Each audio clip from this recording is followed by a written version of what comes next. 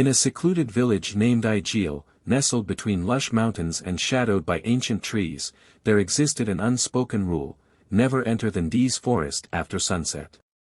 The villagers told stories of strange disappearances, whispers of lost souls, and sights of glowing eyes watching from the forest's depths. Legends passed down for generations warned that the forest held restless spirits who were always looking to claim more souls. Ikenna, a handsome young man known in the village for his bravery, curiosity, and fierce loyalty to his family. Ikenna lived with his parents, including his father Obinna, a talented herbalist who frequently ventured into the Ndee's forest by day to collect rare plants. The family shared a strong bond, built on love and respect.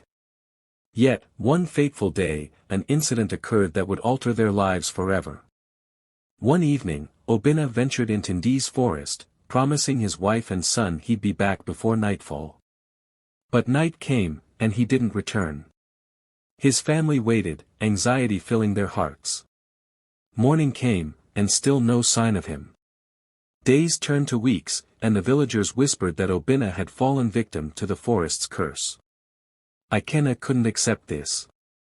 He refused to believe that his father was taken.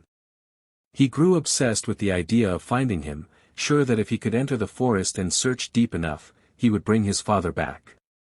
But everyone warned him that venturing into Ndee's forest was as good as surrendering one's life. Ikenna's mother, overwhelmed by grief, begged him to let it go, fearing she'd lose her son too.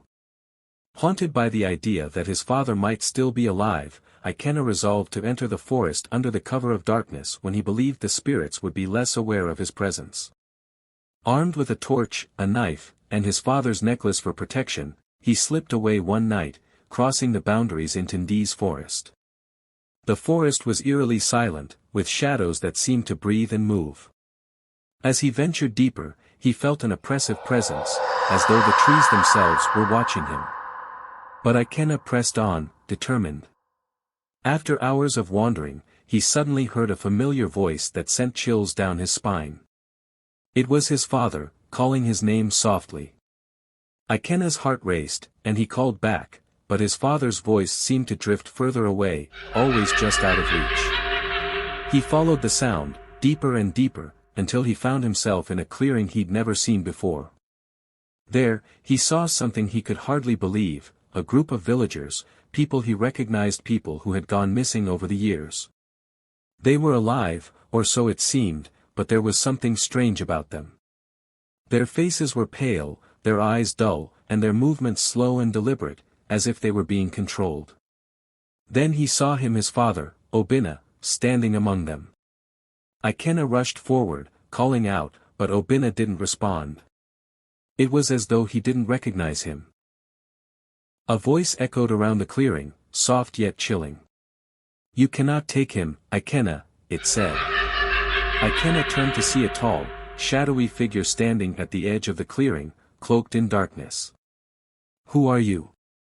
Ikenna demanded, feeling his heart pound.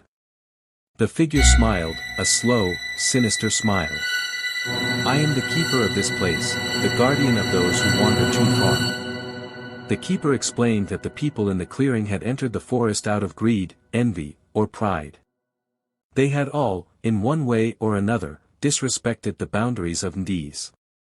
And as punishment, they were bound to this place, cursed to live as shadows of their former selves. Ikenna's father, too, had been claimed by the forest for venturing too far. "But there is a way," the keeper continued. "A way for you to free your father." Ikenna's heart leapt. "Tell me. I'll do anything." The keeper's eyes glinted. "To free a soul, another must take its place.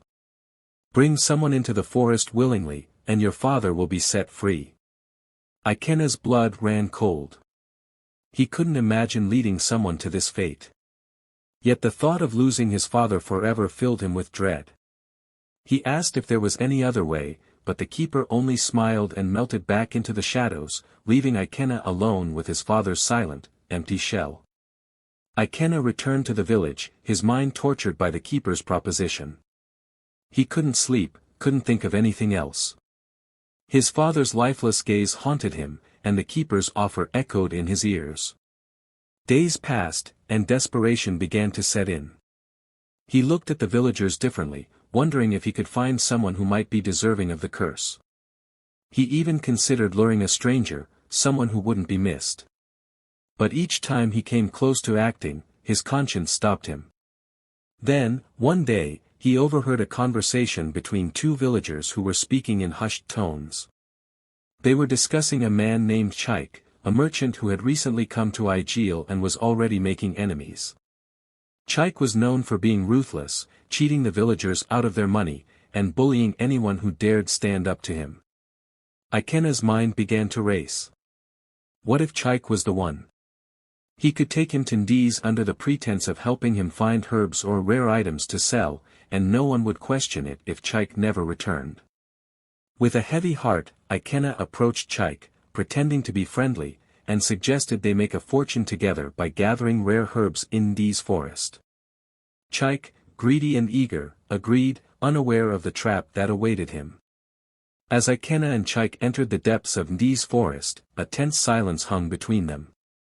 The dense trees seemed to close in, dark and looming, as though they knew what was about to happen. Ikena's heart pounded, both in fear and anticipation. He knew what he was doing was wrong, but he pushed down the guilt, reminding himself of the stakes. He had to save his father, no matter the cost. They reached the hidden clearing where Ikena had last seen the keeper, and as if on cue, the air grew cold. Shadows moved around them, and from the depths of darkness, the keeper emerged, his eyes gleaming with satisfaction. Chaik, sensing something was off, turned to Ikena. "What's going on? What is this place?" Ikena forced a smile. "Just a special spot, something I wanted to show you." But the keeper stepped forward, his gaze fixed on Chaik. "Welcome, stranger. We've been waiting for you." Chaik's face twisted with realization and terror. "Ikena. What is this? What have you done?" But it was too late. The keeper reached out, and with a single touch, Chaik's screams echoed through the forest, blending with the whispers of the other cursed souls. Chaik's form faded, merging with the shadows, and he was gone. The keeper turned to Ikena, a slow smile spreading across his face. "You have kept your end of the bargain. Take your father and go, but remember, debts like these are never truly repaid." With a flick of his wrist, the keeper released Obina, who stumbled forward, his eyes blank but alive. Ikena rushed to him, relief and sorrow mingling in his heart. He had saved his father, but at a terrible price. Ikena returned to Igil with his father, and life slowly returned to normal. The memory of what he had done in Ndiz forest began to fade. His father, Obina, regained his strength, though he never spoke of the events in the forest, as though a part of him had been left behind in that cursed place. Years passed, and Ikena married and had a daughter, Amara, a beautiful and kind girl who brought light to everyone around her. She was the pride of Ikena's life, and he devoted himself to raising her, putting all thoughts of Ndiz forest behind him. But unknown to him, the curse was only lying dormant, waiting for the right moment to strike. One day, a mysterious young man appeared in Igil. He was handsome, with sharp features, a captivating smile, and an air of mystery that made him irresistible. His name was Uchenna, and he quickly became popular in the village, charming everyone with his tales and generosity. When he met Amara, sparks flew between them. Ikena noticed the change in his daughter, who had never been so taken by anyone before. She spoke of Uchenna's kindness, his intelligence, and his promises of a happy life together. Ikena watched their love grow, both happy for his daughter and yet strangely unsettled. But each time he voiced his concerns, his wife would laugh, dismissing them as a father's overprotective instincts. "Amara is in love, Ikena," she would say. "You can't stop that." Uchenna eventually approached Ikena for Amara's hand in marriage. Ikena studied him carefully, feeling a nagging familiarity that he couldn't quite place. But Uchenna's eyes held no malice, only sincerity. Reluctantly, he gave his blessing, putting his doubts aside for his daughter's happiness. The marriage was a grand celebration. The entire village gathered to witness the union, and Uchenna played the part of a perfect husband, attentive and loving. Ikenna watched the festivities, finally allowing himself to feel at ease.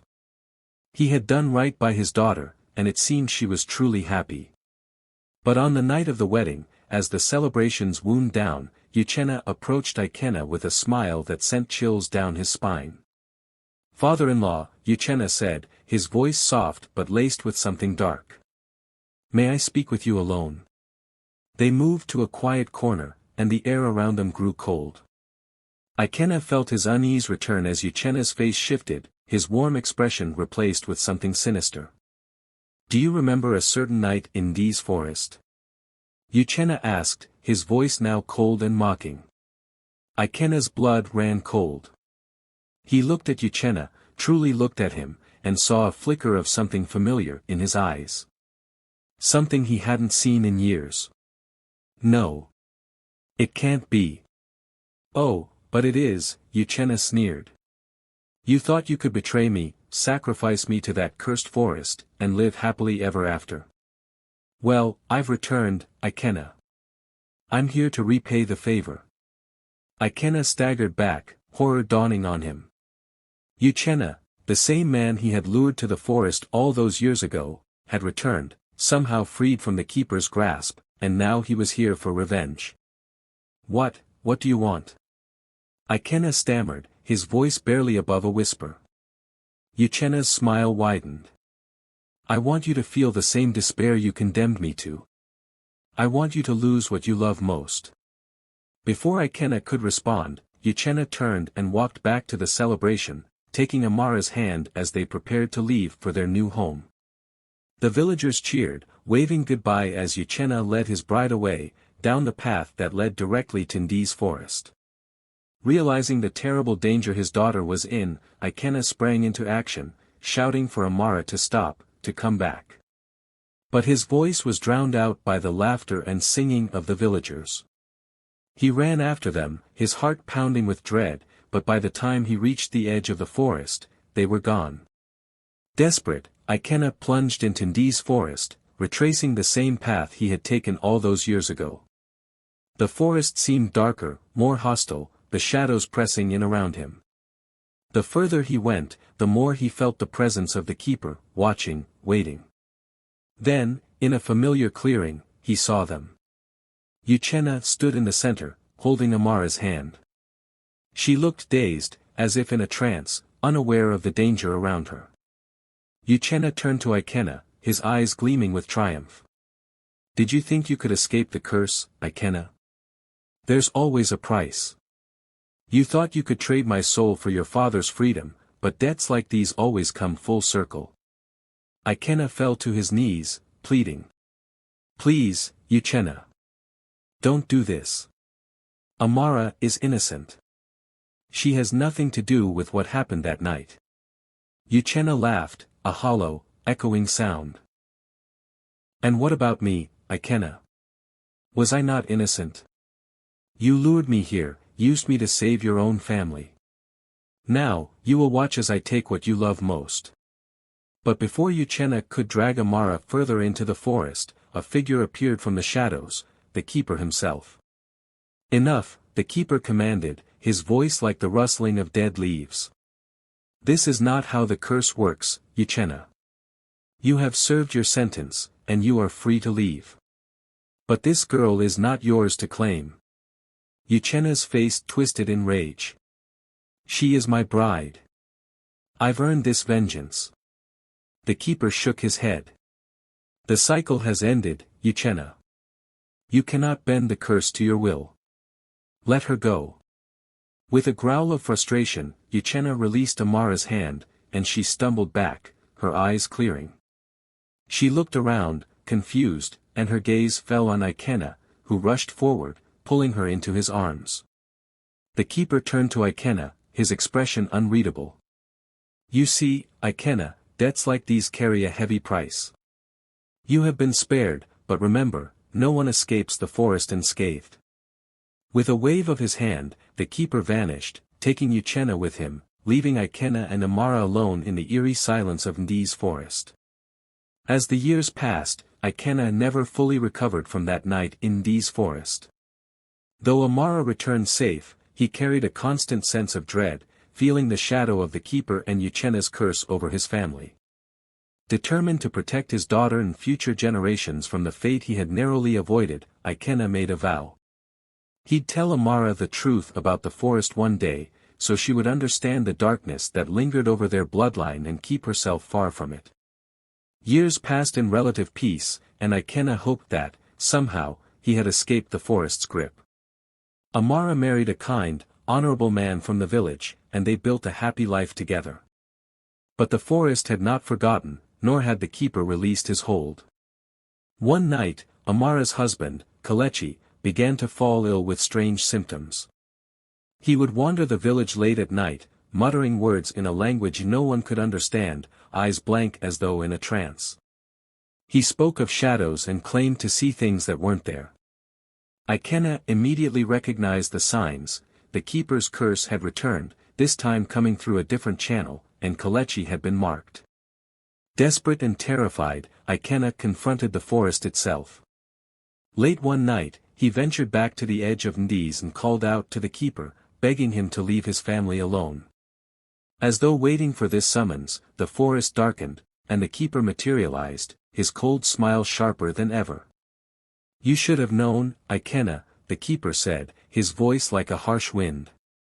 "Debts left unpaid grow with interest. The curse is part of your blood now, and it will claim a soul from each generation." Ikena's heart dropped. "There has to be another way," he pleaded. "Another sacrifice." The keeper's smile grew. "Perhaps there is. But the cost will be high."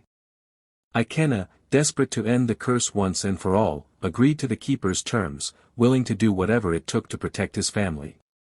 The keeper revealed that he would require not just one life, but 3 lives, all willingly given, to cleanse the curse from Ikena's bloodline forever.